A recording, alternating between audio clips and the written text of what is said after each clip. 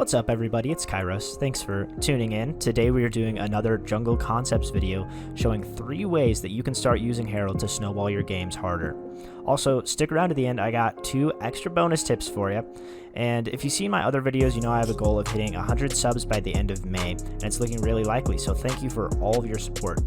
I'm thinking of doing a fun video to celebrate 100 subs, so let me know in the comments what you think would be a fun challenge or idea to celebrate. I'd love to see what you guys think. But for now, let's get straight into it. The first and most common use of Rift Herald is to use it to get turret plates or first turret.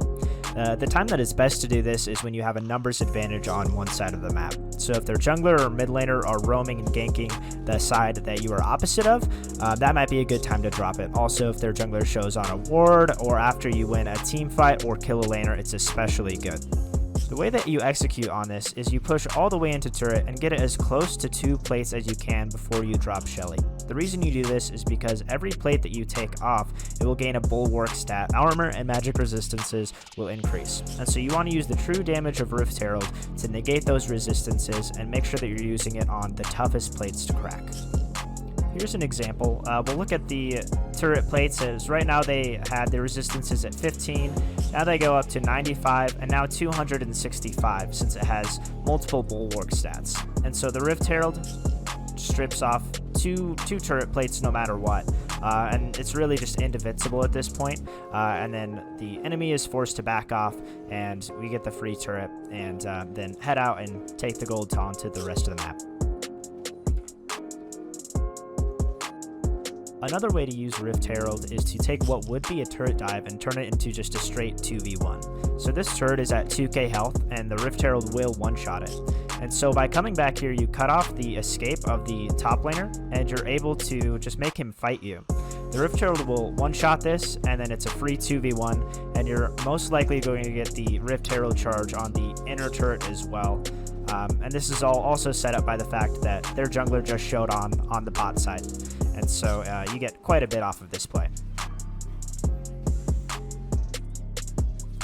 The final and probably least used way to use Rift Herald is to generate cross-map pressure. So later in the game, this is especially good when you can use Herald basically as an extra team member to force your opponent to answer in a side lane. So if Baron or Drake is spawning soon, you can drop Herald in the opposite lane before, and so they have to go answer the push of the Rift Herald. This is especially good if you have a fed split pusher with TP, as they can team up with it, push a side lane, and then still TP into the fight. I did the math on this one so you don't have to. From Fountain, if you summon the Rift Herald, it will take 43 seconds without minion interference to get to an outer turret, 51 seconds to get to an inner, or 57 seconds to get to an inhibitor turret. So use these timings to set up a Herald push that aligns with the spawn of a major objective, and if they just don't answer the push, then the Herald's going to hit their base and kind of wreak havoc. If they do answer the push, you can go ahead and use that advantage to position more aggressively around the objective, take it, look for a pick, set up vision, however you want to use that pressure. In this example here, we see Graves channel the Rift Herald in base about a minute before the Drake spawns, which means that it should be charging the top turret, if not interrupted, about the same time that the Drake will spawn. So let's fast forward a little bit to see how it works out. So Garen is pushing in the top lane, and the Rift Herald is coming up. The Drake is spawning in a little bit less than 30 seconds, and the red side team is actually forced to send 2 members up here. So they have 2 members to answer this push, which means that it's a 4v3 on the bot side as the Drake is spawning. And so there's really no way for the red team to contest here, and the blue team can just start to play really aggressively, get up in their face, and there's a double kill for the Graves, who's already pretty far ahead, and that's an easy Drake secure, because the pressure that was put on top lane forced them to answer. Otherwise they would just lose turret, and then they would lose the second turret and not really be able to answer. And so that's how you can use the Herald to set up cross-map plays before big objectives. As promised, here is a quick tip. If you have a scanner trinket and you use it while you're summoning the Eye of the Herald, it actually won't put the item on cooldown. I'll show you what I'm talking about real quick. So if you channel and you immediately press the scanner, it comes back up.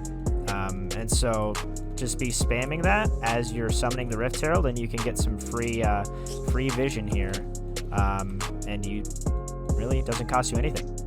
The second tip is that you actually don't have to be in range of the Herald when it hits the turret to get the plates.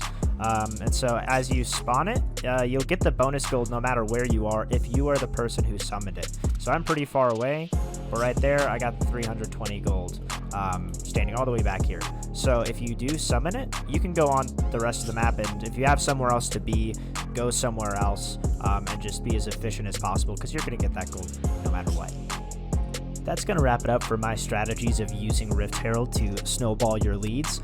To summarize, those three options are first, you can use Rift Herald to get turret plates or first turrets, or you could use it to set up a dive that actually turns into just a straight 2v1, or you could use it for cross-map pressure to secure objectives. Thank you for tuning in. If this was helpful, please leave a comment, a like, and a subscription as I continue to grow my channel. I really appreciate all the support, and I'll see you next time. This is the boy I am.